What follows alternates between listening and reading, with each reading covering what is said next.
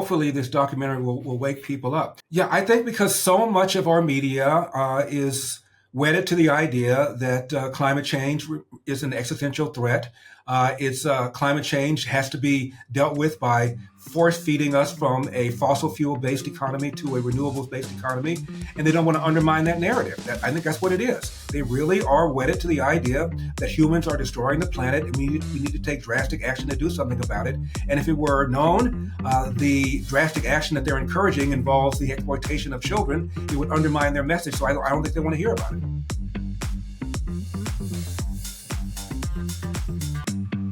Larry Elder is an icon in California, and nationally he's known for so many things. He ran for governor of California when they tried to recall Gavin Newsom. He's been a radio host, a talk show host. He's written multiple books, and now electric vehicles, the good, the bad, and the ugly. This is so pertinent. We think owning an EV, first of all, it's expensive, but we think, this is the one way to help save the planet. Is it? It might be, but is it? What don't you know? There is a lot of good, there's a lot of bad, and there's a ton of ugly in the building of electric vehicles. Larry Elder lays it all out in his new film. He is here to talk about it, and that is next. Don't forget to hit that subscribe button wherever you listen, Spotify, Apple, YouTube, Rumble. Just hit the subscribe button so you never miss an episode. Larry Elder is next. Larry, it is great to see you again. You are involved in so many things. Why this film? Well, Michelle, before I did the film, I was sort of agnostic about EVs.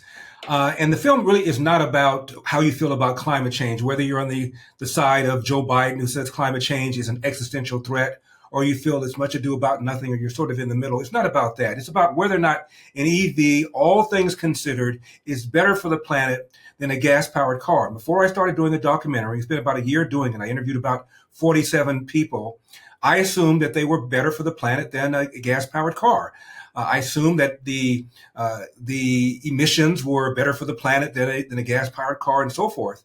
So it's called Electric Vehicles, the Good, the Bad, and the Ugly, because I wanted to go from ground zero, and examine it and look at everything. And there's a lot of good. It starts out by going to an auto show, one of the more cutting-edge auto shows in the world, and the technology in these things is absolutely jaw-dropping, particularly the self-driving feature. We lose 40,000 Americans on the road every single year, and there's no question that if computers took over driving, there would be fewer deaths per 1 million miles. So the technology is amazing. They're fast. They're quiet. And I've never driven one before until I did the documentary. And Michelle, when you take your hand off the wheel and all of a sudden the car begins to do lane changes on its own, it's really kind of scary, but very, very impressive. And then there's a bad. And the assumption is that EVs on par required less fossil fuel generated energy. It's not true. It takes fossil fuel generated energy to make the EV, to transport the EV, to charge the EV, because most of the electricity is generated by fossil fuels, not wind and solar. So the overall carbon footprint is probably no smaller, and maybe even larger than for an EV for a gas powered car. And then you have the bad. And that is this: we're more dependent upon China than ever before for the chips that go into the car, and for the so-called minerals, including rare earth minerals that go into the battery, the lithium, the cobalt, and the nickel.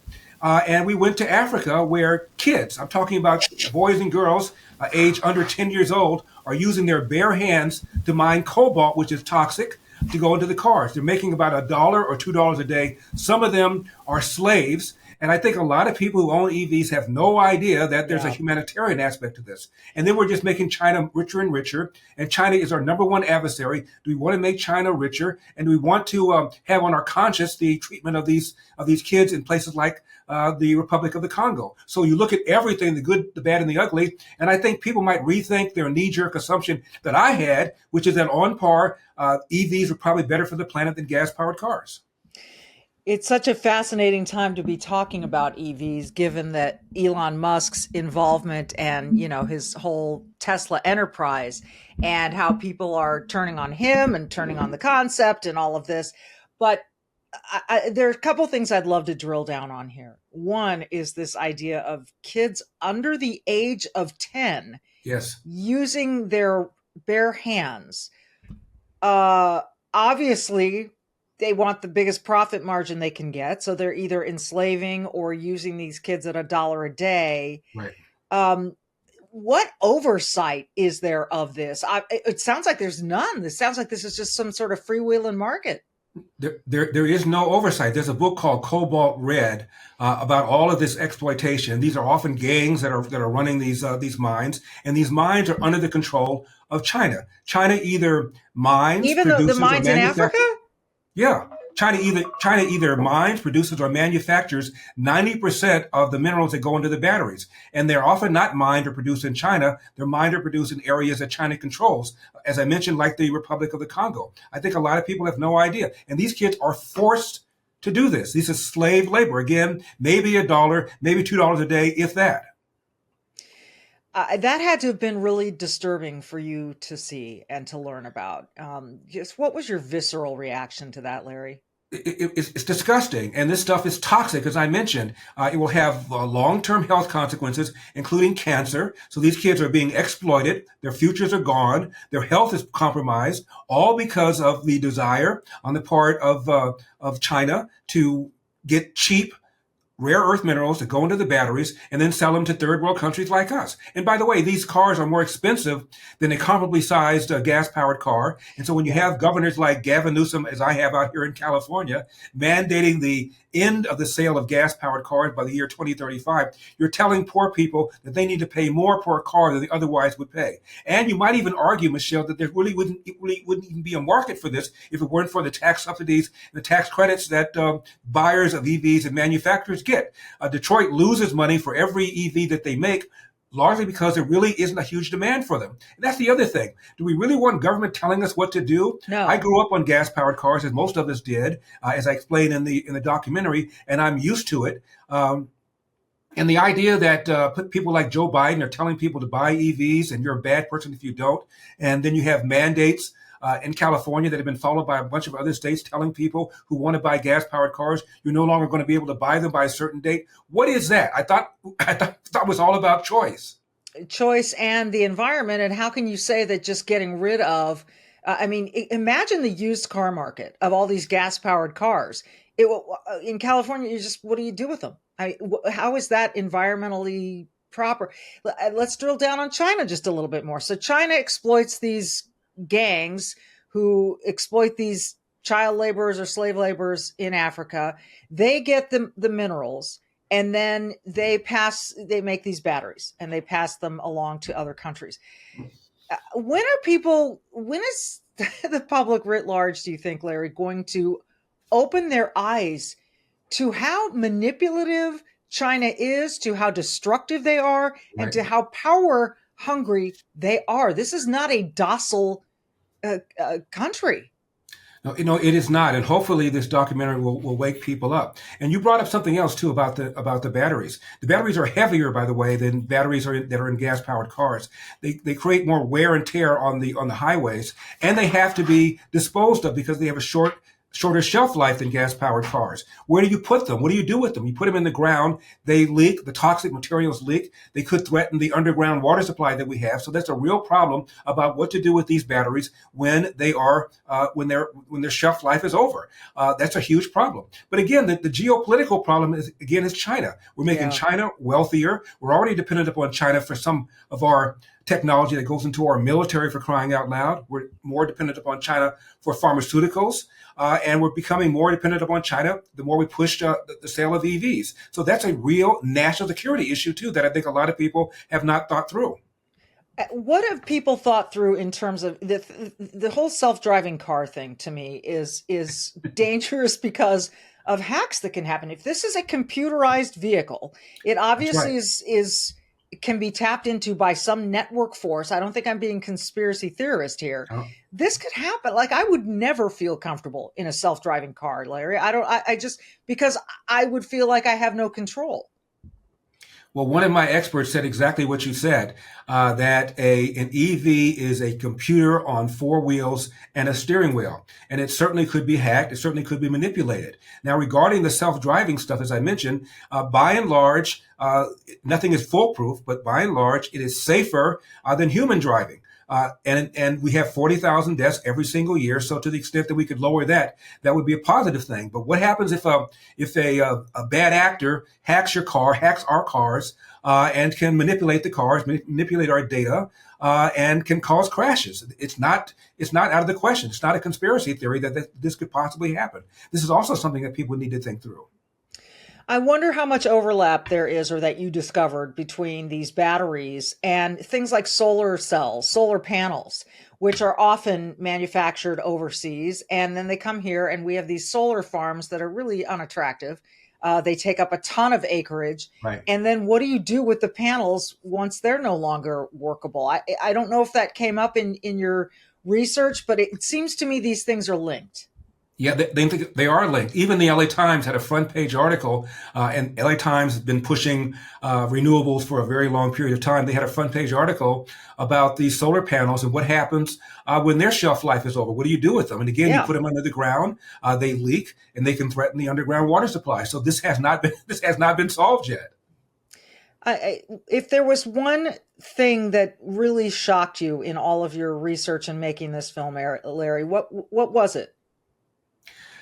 The thing that I thought was most shocking is as I said, the overall growing dependence upon China for the chips that go into the car, for the minerals that go into the battery, and for the exploitation of kids in third world countries in order to mine the material that go into the batteries. That to me was the most disturbing part. And it seems like people want to turn a blind eye to that. Like, you keep hearing about the slave labor, the child labor for these rare earth minerals, but no one really seems to want to put it under the microscope. You have done it, but why do you think there's that resistance? Is it just that it's an inconvenient truth, to quote Al Gore? Yeah, I think because so much of our media is wedded to the idea that climate change is an existential threat. Climate change has to be dealt with by force feeding us from a fossil fuel based economy to a renewables based economy. And they don't want to undermine that narrative. I think that's what it is. They really are wedded to the idea that humans are destroying the planet and we need to take drastic action to do something about it. And if it were known, the drastic action that they're encouraging involves the exploitation of children, it would undermine their message. So I don't think they want to hear about it.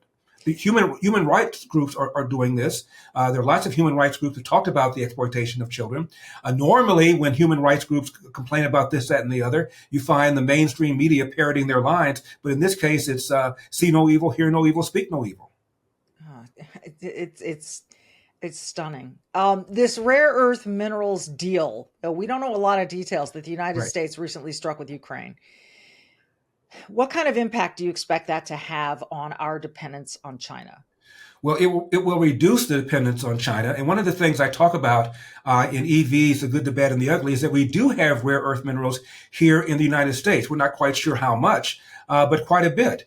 Because of environmental rules and because of the cost of labor, we're not exploiting this. But hopefully this film and other films like this will call attention to the fact that we don't have to be this dependent upon China. We do have a lot of this stuff right here in American soil.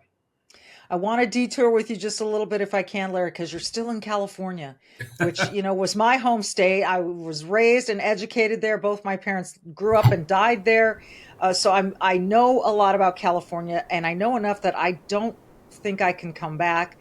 Steve Hilton has thrown his hat in the ring for governor. You once ran as we tried to get Gavin Newsom out. Why do you stay? Well, it's primarily, Michelle, emotional. I'm from here. I was raised here. My memories are here. My pastor is here. And I kind of want to be here to witness the turnaround in the state, because I think there will be a turnaround. I don't know when, but eventually, like a drug addict, you hit rock bottom. You have to rethink your assumptions. We had 3 school board members in the Bay Area, where only about 5% or so of the voters in San Francisco are Republican. They recalled 3 school board members by over 70% because the school board members were paying more attention to renaming schools from slave names to dealing with reading and writing and computing. The mayor of Oakland was recalled. the left-wing mayor of San Francisco, lost her bid for re-election. We have basically repealed Proposition 47 that allowed you to steal up to $950 per day. And more importantly, if you were on the streets doing meth, 47 said cops can no longer say either you go to jail or you're going to rehab. The stick has been now taken out of the hands of the cop because of 47. That has now been reversed. And Gavin Newsom signed a bill that that mandated fast food workers to get a minimum wage of $20 an hour, a substantial increase from what it was before. And we told Gavin Newsom it was going to cause a bunch of layoffs. The day he signed the bill, before it went into effect, Pizza Hut laid off 1,200 drivers in one day. And since the law has been in effect, 16,500 fast food workers, I kid you not, have lost their jobs. My point is, there was an amendment after this on the ballot to increase the minimum wage to $20 for everybody other than fast food workers. And for the first time in California history, a measure to increase the minimum wage failed because people saw what happened. So I think people are waking up. There was a poll that showed 50% of Californians now say they would consider a Republican for governor. And that is huge news because there hasn't been a Republican elected statewide in California in 20 years. Not governor, not lieutenant governor, not AG, not secretary of state, nothing in 20 years. And now, for the first time, people in California are beginning to at least think about the idea of electing a Republican governor. So I think things are going to change sooner or later. We have the highest unemployment rate, the highest gap between the rich and the poor. We have the highest number of homelessness people. Our schools are rated near the bottom. And until the last couple of years, we've lost about 1 million people in California because people voted with their feet. Our home prices in California are twice that of the national average. It doesn't have to be that way. Largely it's because of environmentalists that stop any kind of construction for any reason. So I think people are beginning to wake up. The only question is, how long will that take for people to wake up? And will I still be alive when it happens? I have a lot of friends and family in Southern California where the Palisades fires and the Altadena fires happened. And they felt like that was a turning point for a lot of people that saw, wow, why did we elect Karen Bass, mayor of LA, when we had this other option who was much smarter and savvier? It's sad to me because those people who lost their homes they feel like they're losing the attention they got immediately after the fires, and they should still have that attention. The national media isn't giving it to them. How consequential do you think those fires and what's been going on since will be? It's a big, big deal, Michelle. This is a man-made crisis. You can't control the weather, but you can control your reaction to it. California now has 40 million people. We have not added anything to our infrastructure, water retention, in about 20 years when the state was almost half the size of the population. We passed about an initiative to spend a lot of money for new dams, to raise dams. Nothing has been done. And the trees have grown thicker and thicker because we chased away the mining industry. So now the fuel for the fires is there. None of this had to happen. This would have been a manageable crisis, but because of bad management for the last 20, 30, 40 years, we have the situation. And Gavin Newsom has his fingerprints all over California policy. He was a two-term mayor of San Francisco. And when he was mayor, he said, by the end of my second term, I'm going to solve the homeless problem in San Francisco. Have you been to that city recently? And then he spent 8 years lieutenant governor, and then he'll be wrapping up 8 years as governor. So this man has been around for decades, and he claims he's going to run for president. Look at what he's done in California, for crying out loud. Yeah. If you want to look like Brazil, then let's vote for Gavin Newsom. That's the way I see it. This new documentary, Larry Elder, Electric Vehicles, the Good, the Bad, and the Ugly. You should see this, particularly if you own one or thinking about getting one. There is good, right, Larry? There is good. No question about it. As I said, the technology is stunning, and it's a moving target. Technology is going to get better and better, and maybe some of the rare earth minerals in the batteries will be reduced. I understand there's technology now to reduce the amount of lithium, for example, that goes into a battery. So down the road, maybe that problem might be solved. By the way, you can see the film on salemnow.com. By the way, I've also written a book about California, about my race for California, called As Goes California, My Mission to Rescue the Golden State and Save the Nation. And you can get that on Amazon. But and again, California is a state that has mandated no more sale of gas-powered cars by the year 2035. And 2 days after Gavin Newsom issued this mandate, he also issued an energy alert that said if you have an EV, and only 2.9% of vehicle owners in California have EVs, don't charge them during peak hours because it will tax the California Energy I Board. mean, You you cannot can't make make it this up. up. You can't make it up. It's just astonishing to me. I hope California wakes up. It is a golden state. It can be golden Yeah. again. It's just such a beautiful place, and to have someone like Gavin Newsom just ruin it is, to me, it's criminal. Larry Michelle, I have Elder, a sarcastic two-step solution to save California. let's hear it. Keep the illegal aliens, deport the Democrats. I can't get a lot of support. I can't get a lot of support for that, but Well, it would probably be a much more productive state if you did that. Larry, it's great to see you. Congratulations on the film. Folks, you can look in the show notes for where you can find it and the book. And thanks so much for joining us, Larry. My pleasure. Thank you for having me. Like always, folks, I say be brave like Larry, do good like Larry, and we will see you next time.